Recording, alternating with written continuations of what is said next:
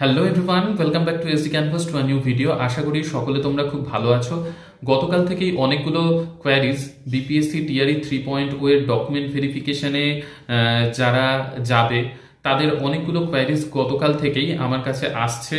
কয়েকটা নোটিফিকেশনও অনেকজন আমাকে হোয়াটসঅ্যাপে পাঠিয়েছে যে দাদা আমাদেরকে ডকুমেন্ট ভেরিফিকেশনের জন্য পাটনাতে যেতে হবে নাকি সকলকে। একটা নোটিফিকেশন যেটা পাবলিশ হয়েছে সেটা অনুযায়ী আমাদের কটা সেট বানাতে হবে, কি কি ডকুমেন্টস সাথে নিয়ে যেতে হবে, অরিজিনালের জন্য অরিজিনাল কি সবগুলো নিয়ে যেতে হবে কিনা, তা বাদ দিয়েও আধার কার্ডের সাথে মোবাইল লিঙ্ক রয়েছে, প্যান কার্ডের সাথে মোবাইল লিঙ্ক লাগবে কি লাগবে না, প্যান কার্ড নিয়ে যেতে হবে কিনা, এসবিআই এর অ্যাকাউন্ট আগের আছে সেটা দিয়ে হবে কিনা, এসবিআই এর অ্যাকাউন্ট এখানকার থাকলে হবে না বিহারে গিয়ে ওখানে বানাতে হবে এসবিআই এর অ্যাকাউন্ট। এইরকম বিভিন্ন প্রশ্নের উত্তর document verification related BPSC TRE 3.0-তে যারা যাবে ডকুমেন্ট ভেরিফিকেশনে তাদের জন্য আজকের এই ভিডিওটা খুবই গুরুত্বপূর্ণ হতে চলেছে। তো শুরুর থেকে শেষ অবধি ভিডিওটা দেখো, তোমাদেরকে কোথায় ডকুমেন্ট ভেরিফিকেশনে যেতে হবে, কি ব্যাপার, কবে তোমাদের ডিস্ট্রিক্ট অ্যালটমেন্ট লিস্ট আসবে বিপিএসসির ওয়েবসাইটে, সবকিছু আজকের ভিডিওতে ডিটেলসে আলোচনা করব। তাই গতকাল আমি একটা পোস্ট ইউটিউবে করেছিলাম, সেই পোস্টে আমি লিখেছিলাম আমার এই চ্যানেলে কতজন এরকম রয়েছে যারা টিআরই 3.0-তে সিলেক্ট হয়েছ, তারা ইয়েস আই এম সিলেক্টেড এই কথাটা আমাকে কমেন্ট সেকশনে জানিও। তো অনেকেই সেখানে কমেন্ট সেকশনে জানিয়েছে, তো তাদের জন্য স্পেশালি আজকের এই ভিডিওটা, সব কনফিউশন দূর হয়ে যাবে ডকুমেন্ট ভেরিফিকেশনের আগে। তো শুরু করছি আজকের ভিডিওটা।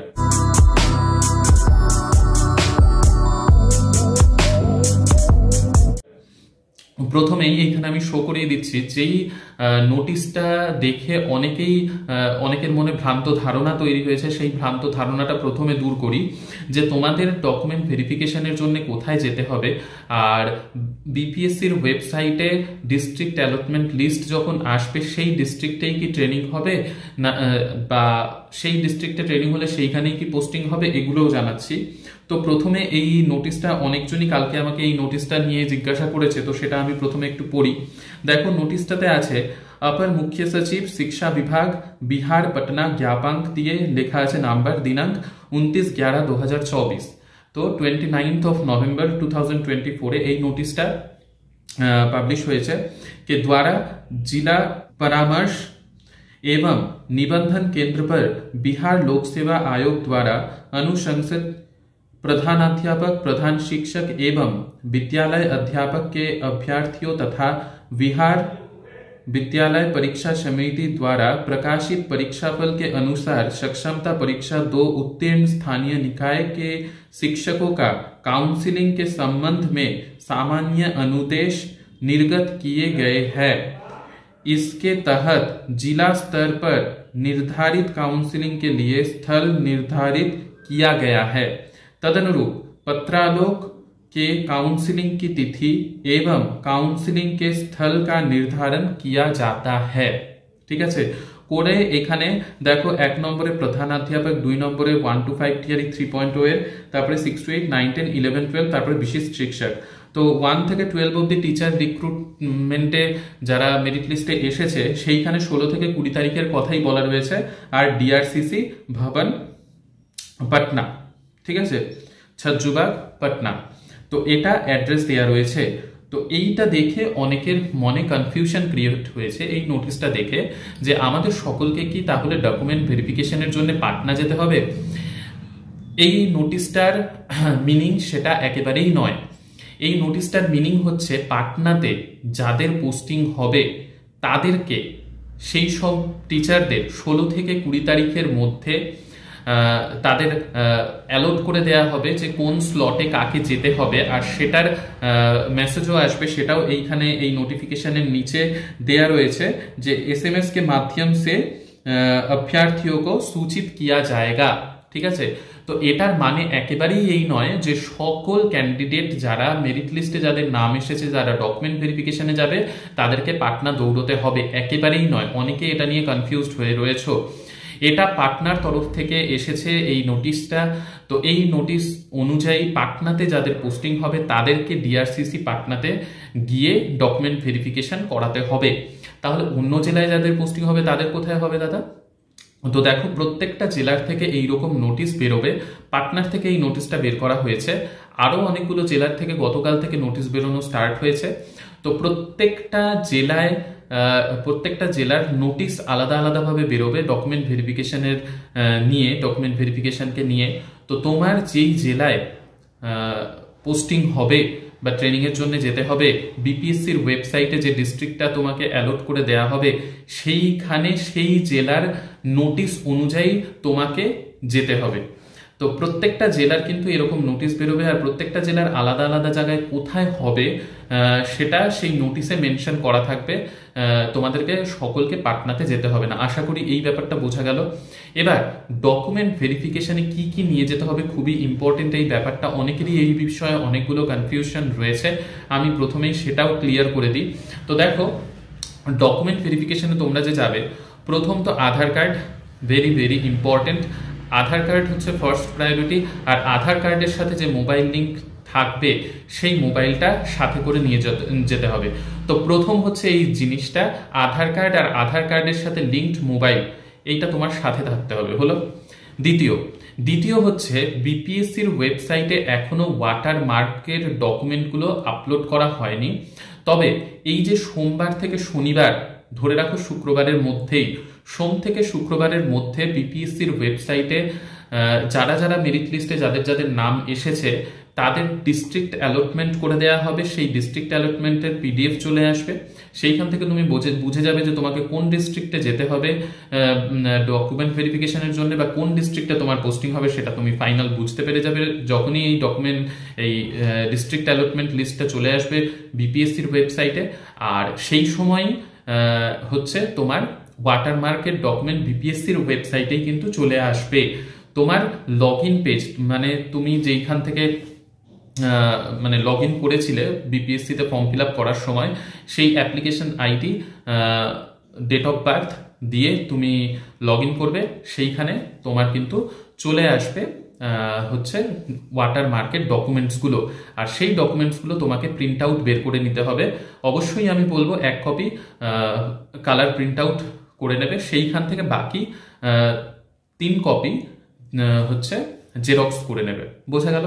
তাহলে ফার্স্ট আমি বলেই দিলাম আধার কার্ড আর আধার কার্ডের সাথে লিঙ্কড মোবাইল, এটা ফার্স্ট। সেকেন্ড হচ্ছে বিপিএসসির ওয়েবসাইটে সোম থেকে শুক্রবারের মধ্যে, এই যে সোমবার থেকে শুক্রবার আসবে তার মধ্যে, আজকে তো 8 তারিখ, 9 থেকে মোটামুটি ধরে রাখো 13 তারিখের মধ্যে বিপিএসসির ওয়েবসাইটে ডিস্ট্রিক্ট অ্যালটমেন্ট পিডিএফ আর হচ্ছে ওয়াটারমার্ক ডকুমেন্ট চলে আসবে। তো ওয়াটারমার্ক ডকুমেন্টের 1 কপি কালার প্রিন্ট আউট করে সেইখান থেকে 3 কপি জেরক্স করে নেবে। বোঝা গেল এটা? এবার ফাইল কটা তৈরি করতে হবে আর ফাইলের মধ্যে কি কি থাকবে। দেখো 2টো ফাইল তৈরি করবে, আর দুটোতেই একটা একটা সেট করে আমি যেই ডকুমেন্টসগুলোর নাম পরপর বলছি সেই ওয়াইজ সাজিয়ে নেবে। প্রথম তো হচ্ছে দুটো ফাইলেই একই রকমভাবে 2টো সেট তৈরি করবে। প্রথমে রাখবে বিপিএসসির অ্যাডমিট কার্ড, ঠিক আছে? যেই অ্যাডমিট কার্ডটা তুমি সঙ্গে নিয়ে গেছিলে সেটার কিন্তু জেরক্স, সেই অ্যাডমিটটা অরিজিনালটা আবার দিয়ে দেবে না ফাইলের মধ্যে, সেই অ্যাডমিটের একটা জেরক্স বা কালার, যদি কালার জেরক্স করতে পারো, এমনি জেরক্স থাকলেও কোনো অসুবিধা নেই। আচ্ছা, তাহলে বিপিএসসির অ্যাডমিটের একটা জেরক্স। সেকেন্ড হচ্ছে তোমার ওয়াটারমার্কের যতগুলো ডকুমেন্ট রয়েছে সেই ডকুমেন্টের তুমি যে কালার প্রিন্ট আউট করে সেইখান থেকে জেরক্স করেছো, সেই জেরক্সের সবগুলো পেজ যা যা রয়েছে, যা যা ওয়াটারমার্কের ডকুমেন্ট রয়েছে সেগুলো পরপর একটা একটা করে দিয়ে দেবে। তাহলে কি হলো, প্রথমে অ্যাডমিট, তারপরে ওয়াটারমার্কের ডকুমেন্টগুলো সব হলো। নেক্সট হচ্ছে তোমার ওয়াটারমার্কের ডকুমেন্ট আর অ্যাডমিট দেওয়ার পর এই যে যতগুলো তোমার পেজ হলো, এই কটা পেজে তুমি হচ্ছে সেলফ অ্যাটাস্টেড করে নেবে, ঠিক আছে? 2টো সেটেই কিন্তু। তাহলে সেটের মধ্যে কি কি থাকলো, এক হচ্ছে তোমার অ্যাডমিট কার্ড, তারপরে ওয়াটারমার্কের যে যে ডকুমেন্ট, যে কটা পেজ আসবে, ধরে নাও 5টা পেজ আসবে ওয়াটারমার্কের ডকুমেন্টের, সেই 5টা পেজ আর একটা অ্যাডমিটের জেরক্স নিয়ে এই 6টা পেজে তোমার সেলফ অ্যাটাস্টেড করতে হবে। হলো? সাথে তোমার বিপিএসসির ওয়াটারমার্কের ডকুমেন্টে সেইখানে তো শুধুমাত্র তোমার সার্টিফিকেট দিয়েছো, সার্টিফিকেটগুলো আসবে, বা মার্কশিট দিয়েছো, মার্কশিট আসবে। একটা সেমিস্টার বা একটা ইয়ারের, ধরে নাও থার্ড ইয়ারের মার্কশিট দিয়েছো বা সার্টিফিকেট দিয়েছো, সেই সাথে তুমি কি করবে, তোমার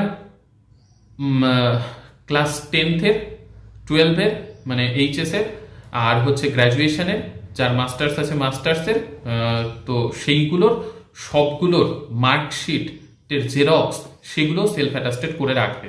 ঠিক আছে, তাহলে এই কটা জিনিসের একটা ফাইল তৈরি করতে হবে, মানে দুটো ফাইল তৈরি করতে হবে, দুটো ফাইলে একটা একটা করে সেট রাখবে আর সেইখানে সেলফ অ্যাটাস্টেড করে দেবে। বোঝা গেল? তাহলে আমি টোটাল 3 কপি জেরক্স করতে বলেছিলাম, 2 সেট জেরক্সে সেলফ অ্যাটাস্টেড করে দুটো ফাইল তৈরি করবে। ফাইলগুলো হচ্ছে কভার ফাইল তৈরি করবে, আর কভার ফাইলের ওপরে হচ্ছে একটা সাদা পেজে, সাদা কাগজে তোমার নাম, বিপিএসসির রোল নাম্বার, তারপরে হচ্ছে মেল ফিমেল মানে জেন্ডার, আর হচ্ছে মোবাইল নাম্বার, এই কটা জিনিস সাদা কাগজে লিখে কভার ফাইলের ওপরে সেটা দেবে আঠা দিয়ে। ঠিক আছে, তাহলে এইরকম ভাবে তোমাকে দুটো ফাইল তৈরি করতে হবে। তাহলে ডকুমেন্ট ভেরিফিকেশনে দুটো ফাইল নিয়ে যাবে, মোবাইল নিয়ে যাবে, আধার কার্ড নিয়ে যাবে, প্যান কার্ডটা সাথে করে নিয়ে যাবে, আর হচ্ছে তোমার এসবিআই এর ব্যাংক অ্যাকাউন্ট কি লাগবে। তোমার আগের থেকে যদি এসবিআই এর সেভিংস ব্যাংক মানে অ্যাকাউন্ট থাকে সেটা দিয়েও হবে, কোনো অসুবিধা নেই। এমন নয় যে বিহারেরই গিয়ে বিহারের কোনো ব্রাঞ্চে তোমাকে এসবিআই এর অ্যাকাউন্ট খুলতে হবে, এরকম কোনো ব্যাপার নেই। এটা একেবারে ভ্রান্ত ধারণা। তোমার নিজের জায়গার এসবিআই এর যদি অ্যাকাউন্ট খোলা থাকে, আমার নিজেরও তাই, আমার এইখানকারই এসবিআই এর অ্যাকাউন্ট খোলা রয়েছে, আর সেটাতেই আমি মানে সেটাই আমার স্যালারি অ্যাকাউন্ট। তো অনেকে এটাও জিজ্ঞাসা করেছো যে সেভিংস অ্যাকাউন্ট রয়েছে সেটা কি স্যালারি অ্যাকাউন্ট আলাদাভাবে আরেকটা খুলতে হবে? একেবারেই নয়। সেভিংস অ্যাকাউন্টকে স্যালারি অ্যাকাউন্টে কনভার্ট করে নেওয়া যায়, সেটা ব্যাংকে গিয়ে তোমরা কন্ট্যাক্ট করলে সেইখান থেকে অ্যাপ্লিকেশন করতে বলবে, অ্যাপ্লাই করলেই সেটা সেভিংস অ্যাকাউন্টটা স্যালারি অ্যাকাউন্টে কনভার্ট হয়ে যাবে, ওনারাই করে দেবেন। ঠিক আছে, তো সেটা এখনই করার দরকার নেই, তুমি পরে করলেও হবে, বা এখনো কয়েকদিন সময় আছে। তুমি ব্যাংকে কন্ট্যাক্ট করে 16 তারিখের আগে ব্যাংকে গিয়ে কন্ট্যাক্ট করে, মানে এই সোমবার বা মঙ্গলবার দিন গিয়ে ব্যাংকে কন্ট্যাক্ট করে একটা অ্যাপ্লিকেশন জমা দিতে বলবে, জমা দিয়ে তুমি সেভিংস অ্যাকাউন্টটা স্যালারি অ্যাকাউন্টে কনভার্ট করে নিতে পারো।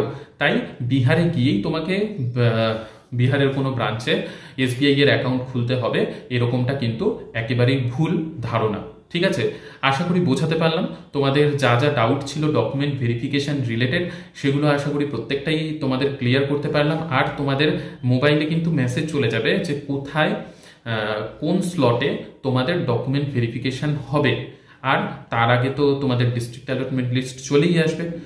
তো খুব ভালোভাবে তোমরা সকলে ডকুমেন্ট ভেরিফিকেশনে যাবে। তার আগে তো আমি প্রত্যেকদিন ভিডিও তোমাদের জন্য দেবই। তোমাদের কোনো রকম কোনো অসুবিধা কিছু থাকলে তোমরা অবশ্যই আমার সাথে কন্ট্যাক্ট করবে। অনেকেই কয়েকদিন আমাকে ফোনে পাওনি, এখন আমাকে ফোনে পাবে, তো কল করতে পারো। প্রথমে আমার হোয়াটসঅ্যাপ নাম্বারে একটু হোয়াটসঅ্যাপ করে নিও, তারপর যদি কল করার খুব দরকার থাকে সেখান থেকে কলেও কথা হয়ে যাবে, অসুবিধা নেই। তো হোয়াটসঅ্যাপ নাম্বার কিন্তু ডেসক্রিপশনে দেওয়া আছে, ডেসক্রিপশনটা চেক করে নিও। আর অবশ্যই ভিডিওটা ভালো লাগলে লাইক শেয়ার সাবস্ক্রাইব করো, সঙ্গে থেকো। নেক্সট ভিডিওতে আবার তোমাদের সকলের সাথে দেখা হবে। কোনো ডাউট থাকলে অবশ্যই কমেন্ট সেকশনে জানিও। তো বাই।